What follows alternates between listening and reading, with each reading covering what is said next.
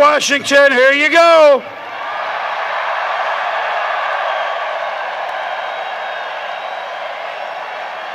There are very few players who come into the league fast and leave the league fast. Even less who enter and leave with Olympian speed. And then there's Darrell Green. Do you think that Joe Gibbs and Bobby Beathard weren't nervous at the 1983 draft with the last first-round pick because they were the Super Bowl champs, hoping Green would still be there? He was, and then he was there at cornerback for the Washington Redskins for 20 straight years, which is a record.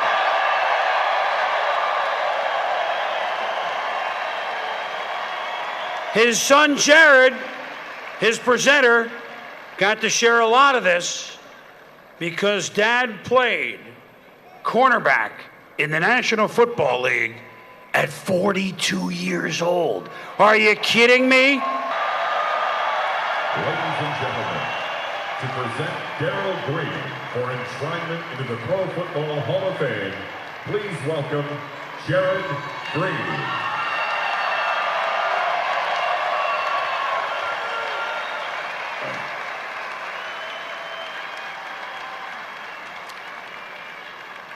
My father always encouraged me to, you gotta excuse me, I lost my voice last night. If anybody was there, you know what I'm talking about.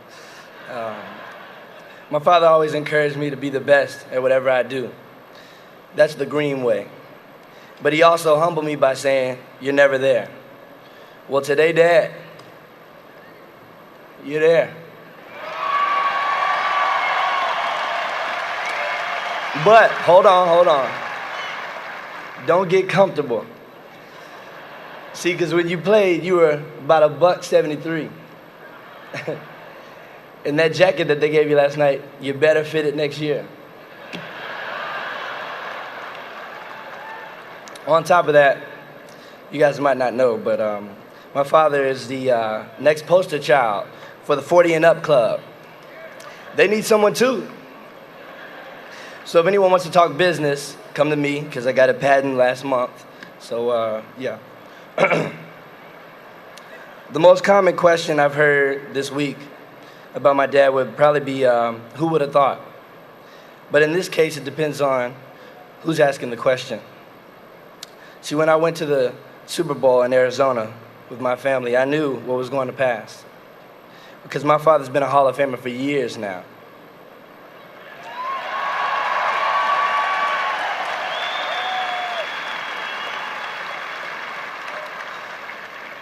See, the definition of a true Hall of Famer is someone who is great at everything. My dad was a great football player, yeah. But he's an even better man, son, brother, father, friend, businessman, and most importantly, man of God.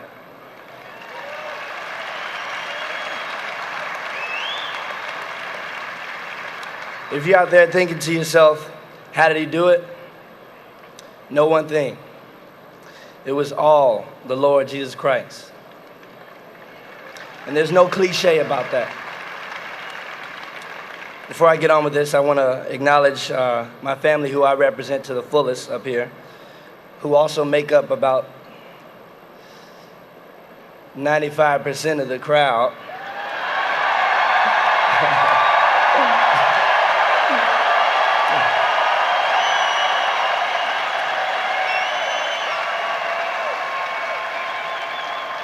But on a serious note, yesterday my father and I tried to think of some current NFL players that could possibly become Hall of Famers. I think we thought of two. So, to my generation, our elders and our parents can set good examples such as my father's, but they can't live it for us. It's up to us to stop the violence, sex abuse, drug abuse, alcoholism, and the many more things that are plaguing our generation.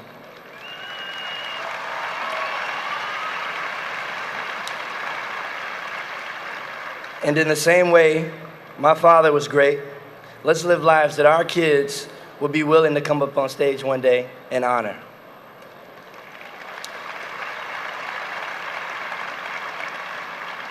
Before I introduce my dad, I just want to let you guys in on a little story. I've been holding his cell phone this past week. You know, he's been busy and all that. Last night, got a text message from a Green Bay number. And it said, "Hey, Darrell, one more time." I clicked delete. No.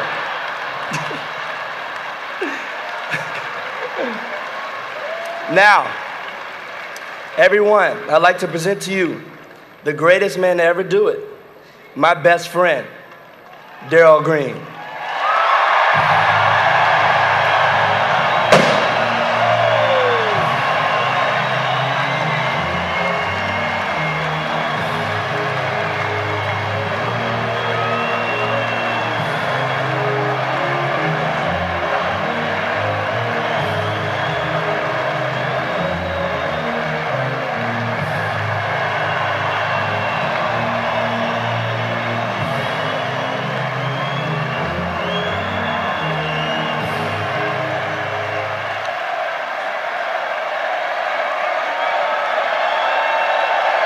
Thank you.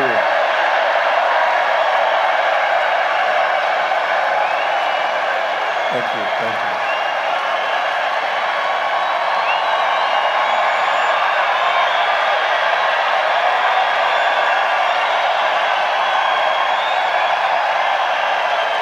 Okay, thank you.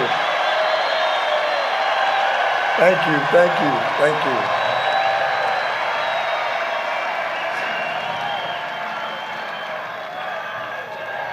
Deacon Jones said I would cry. You bet your life I'ma cry. You bet your life I'ma cry.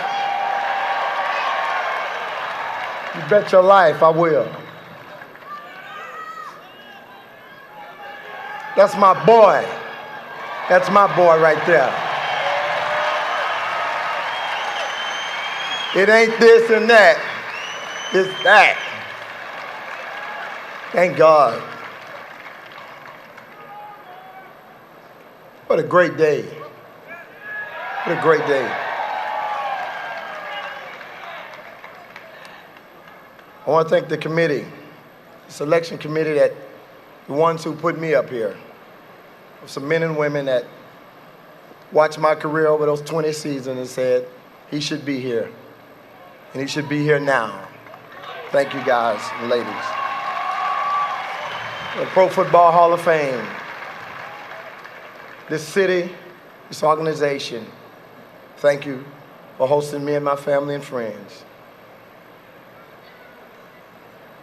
Jared, you are the man. I tell you.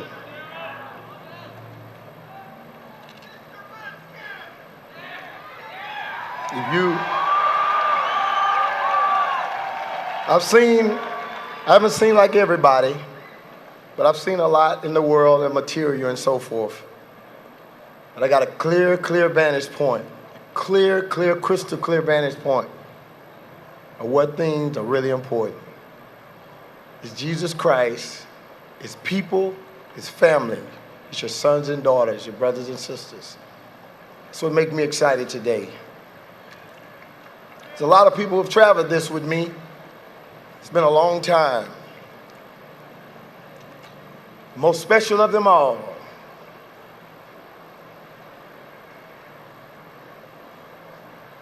is my parents.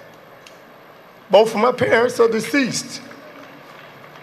They're the most special of them all, because I'm not here. I'm not here if they wasn't here first. My dad, Leonard Green Sr.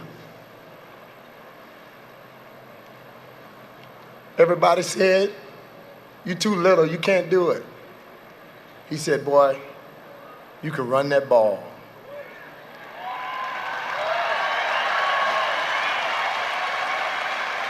They said no.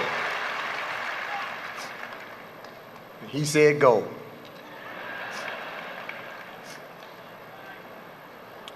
The best encouragement you can ever get in life is when a dad encourages his son. Encourage your son. That's what he did for us. I'd sure like to have a drum roll right now, because I'm going to talk about the greatest mother in the world.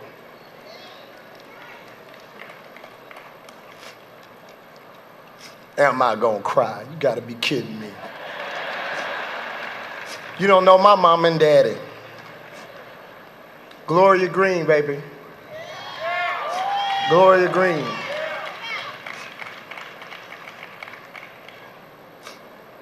She told me a story one day. I was about 10 years old. She said, you know, the day you were born, I was in the room there and they had me up on these things and nothing was happening. You wasn't doing anything and everybody left out of the room maybe 20, 30 minutes. And all of a sudden she heard a scream. Somebody said, catch that baby. She said, you're about to hit the ground. When I got into football, she said, don't let them big boys hurt you now. Remember the first day you were born. My parents were the best. Our parents were the best. They were the best. I thank the Lord for them. Even though my parents are gone, I thank the Lord that I can celebrate my accomplishments with the people that they left behind. Starting with the best 7 siblings in the world. That's what I'm talking about. My 2 sisters, Linda Flanagan, Deborah Baran Green, my oldest brother, Leonard Jr., my brother Lester, the real athlete, one who taught me the ropes, my 2 younger brothers, Reggie and Elwin. And you ask me again, am I gonna cry? I even have 12 brothers and sister-in-laws. Kathy, Katrina, Dana, Yolanda, that's on the green side of the aisle. My brother-in-law Elmo, my brother-in-law Rick, and Lynn, his wife, Robin, Rudy, Greg, Cheryl on the finish side, my wife's side. Tons of nieces and nephews, aunts and uncles. And also I can further honor my mother as I acknowledge her 3 sisters. Fred, you talked about your dad. I have an aunt here. If I'm correct, I think she's 88. My Aunt Odessa. She's representing my mom. Love you. Happy birthday. My Aunt Marie Lucas, she's here representing my mom and supporting me. And my Aunt Edith Howard. Love you and thank you so much for coming to be with me. My Uncle John is here as well. Thank all of you today. From the Redskins, 20 years. She was like a mother. Her name is Miss Barbara Fry, just like a mother to me. From the capital city, my Nana, Miss Bernadine Lacey. No one can ever take the place of my mom, though. But this lady, for 23 years, she tried, and she's coming close. It's my mother-in-law, Miss Frances Finner. Thank you, I love you. And out of this same group, I'll add to that group, a man who treated me like a son, a Hall of Famer, Mr. Bobby Mitchell. Thank you, Bobby. And my late father-in-law, Mr. Rudy Finner Sr. They all had me covered. I love you all so much. Boy, I could use another drum roll right here because I want to introduce the first family, the greatest family in the world. Starting with my son, you guys obviously have seen him, Jared. They're probably sick of me telling them how much I love you, man. I love you, buddy. My oldest daughter, Crystal, is here with us today. My middle girl, Darrell. My baby girl, Joy Elizabeth. They're here today with me. Okay. And then there is the queen. My lovely wife, over 23 faithful years. Ms. Jewel Green. Love you, baby. My biggest supporter, a true Hall of Fame wife. I love you. Just a quick, doing this process of trying to acknowledge friends, quick shout out to the Jesse H. Jones Falcon High School and community. To young people in that community, this is what you can do. This is what you can do.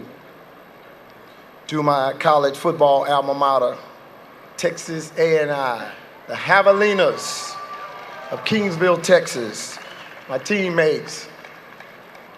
You guys can stand up with your blue on. It's a Redskins day, baby.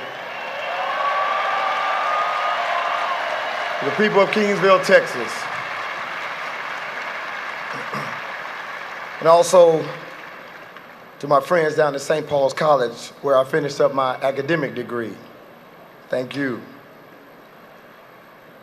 It's a lot of teammates and a lot of years, over 20 years of football.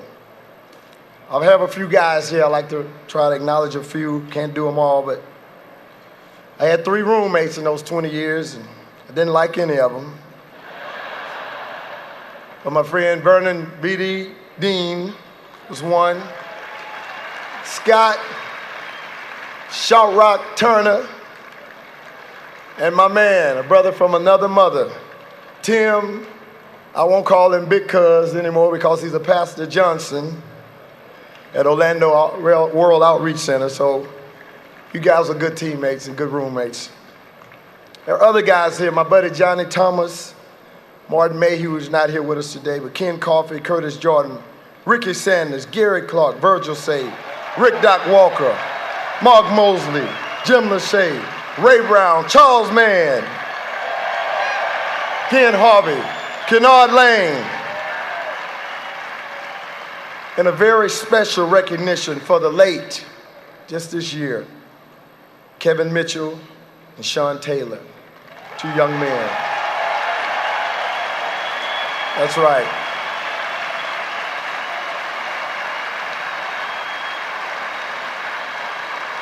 The Redskin Nation stick together. Okay, I got to get through this. Other special friends from the Redskins from years back, Mr. John Cook and Coach Larry Peccatel on the defense, and Torgy Torgerson, GM Charlie Casserly, Bubba Tyre, BJ Blanchard, my sister, Dan Raleigh, Jay Bird, Al Bellamy, John Jenkins, and Lego. They used to take care of the football field. That's how I could play 20 years. Those guys took care of the field. We didn't have this synthetic stuff. Thank these guys. And also the late Nate Fine and Joe Kuzo, just to name a few. But they were the best. I finished up my last seasons, probably 3 or 4 seasons, under the great leadership, and I thank him today, of Dan and Tanya Snyder.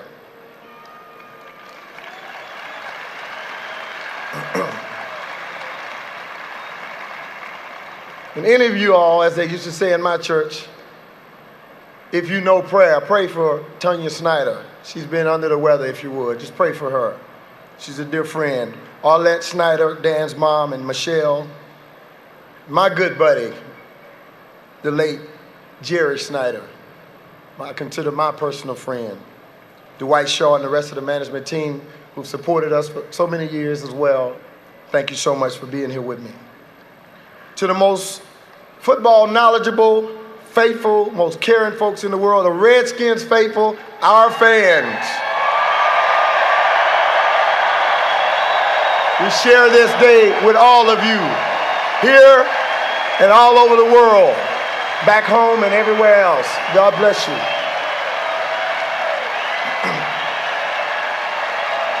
Thank you. Now, I'd like to move on real quick. Now, over the last 6 months, I've been living in a constant state of what I call introspective meditation. Basically trying to discover my story. It's been hard. In doing so, I found that there are so many stories within my story. And so I guess they can start the clock now. I'm going to try to finish this up. I've already mentioned to you an incredible story my mom told me about the day I was born and just the mercy and grace of someone seeing me. This is 1960. You can imagine what it was like then. And so I'm grateful for that. And there's another story, unique story. I met in 1971, I think I was 6th grade. I met two guys. One was Cornell Green, and one was Clem Greenwood.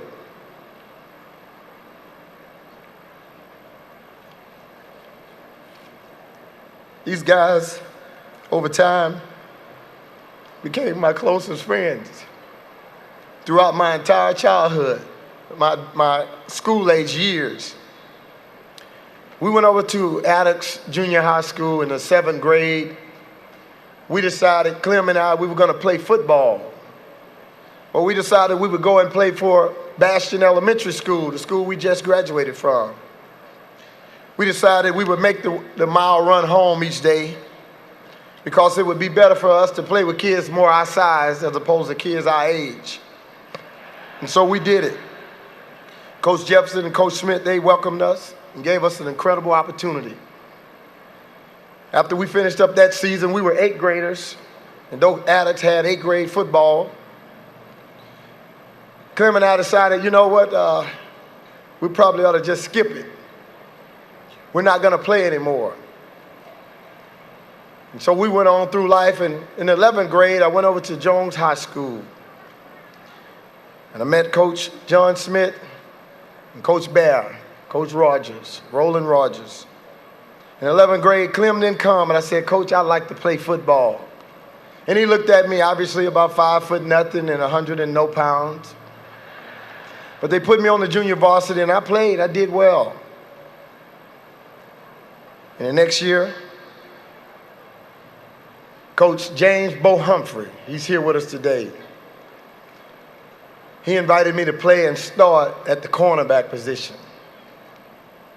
About 145 pounds on my senior team as a varsity player. And at that point, I realized I was on my way, baby. I'm on my way. Hey, Coach, I see you back there. Yes, sir. Thank you. Coach, I'm going to tell on you. They say you told me this was your first time ever flying in your life and you're 79 years old. Y'all think the Hall of Fame is not important? Give him a hand.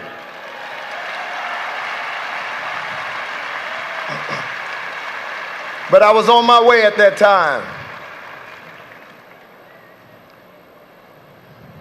And I needed to figure out how I could take this thing to the college level. An opportunity came again in the form of Coach Fred Jonas. He came and met up with Coach Humphreys, and Coach Humphreys said, well, I got a little kid you might want to look at. Came over there and talked to me and said, well, look here, son, I think I'll give you an opportunity. I don't have a scholarship for you, but we can get a grant. I said, Coach, let me check my options first. I'll take it. So I went with him. And when I went to school, Cornell went with me too. He wasn't a football player, but he went as well. And I was homesick from day one. Matter of fact, Coach, you got my $20 my mama gave me. I want it back. She gave me $20 to ride the trailways home. And I attempted on several occasions to escape. And he took my money. But one day Cornell said, man, I got some guys, we're going home. Met a guy from another school, he drives a car. And somehow our wires got mixed up, they left me, and I cried the whole weekend. And Monday morning, they were talking about this car wreck. And it was Cornell now. And he didn't make it. He didn't make it. And I didn't make that ride either.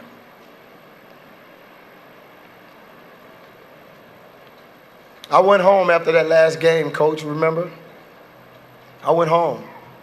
I couldn't take it. I was homesick. I lost my friend. I went home and got a job, went to night school. I grew up a little bit, and I came back to A&I a year and a half later. Fred was gone. We had a new coach, Coach Ron Harms, and he welcomed me in real quickly. Started me right off the bat. And a new opportunity came to me again in just those short 3 years. Now I'm about 165, 170, depending on who's saying it. And the opportunity came knocking again. A man by the name of Bobby Beathard.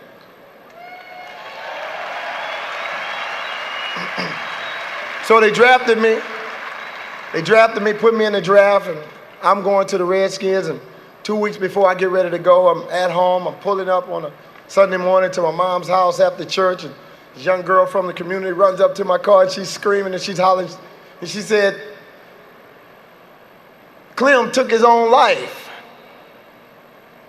And so I came to Washington, D.C. Both of my buddies were gone, my 6th grade best buddies. It was tough. But when I went back to A&I, I met a family. They were the Melendez family, and a good friend named Doug Taft. And they told me about a man named Jesus. Jesus saved my soul. He gave me a different perspective on life. He showed me that I can be a man and I can walk right, the things my son talked about. I can have integrity, I can be honest, I can be faithful, I can be true. And so I brought that, what my parents had taught me and what Jesus had said, and I put that to work in my NFL career. And God told me not to leave Washington, D.C. That's how I was there for 20 years. I was doing the free agency time.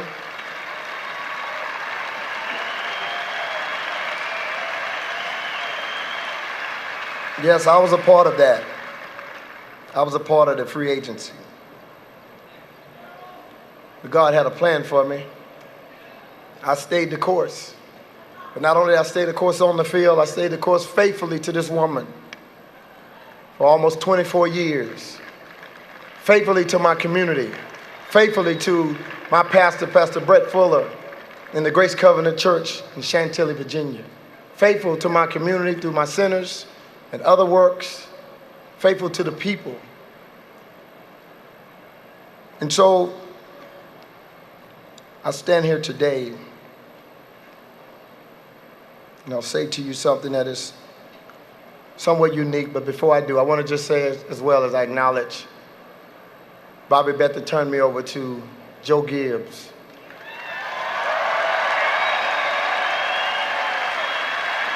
And he turned me over to Richie Pettibone. And he turned me over to my Hall of Fame buddy, Coach Jimmy Thomas. And later on, Coach Tom Hayes. And a real shout out to my good friend who helped me even from the offense, Terry Robisky.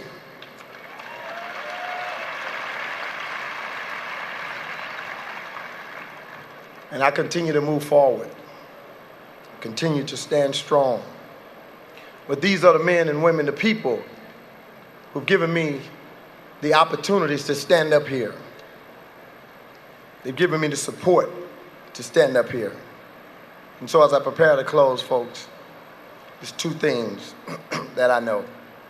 Number one, no matter how gifted you are or how hard you work, if there's no one willing to give you an opportunity, it doesn't mean a thing.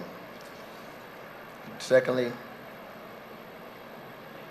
I believe that this day is a part of the continuation of God's sovereign purpose and righteous destiny for my life, and that being knowing Jesus, loving him, and making him known. I did that even as a professional football player everywhere I went. And that was done through the visibility, the influence, the access, all that God gives us, the Lord gives us while we play a childhood game. Can I tell you today, at the expense of sounding real self-righteous, I belong here. I belong here. I belong here. I belong here because I know what to do with it.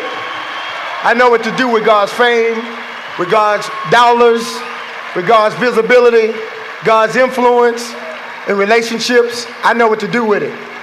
To Jesus be the glory. Thank you. Bless you.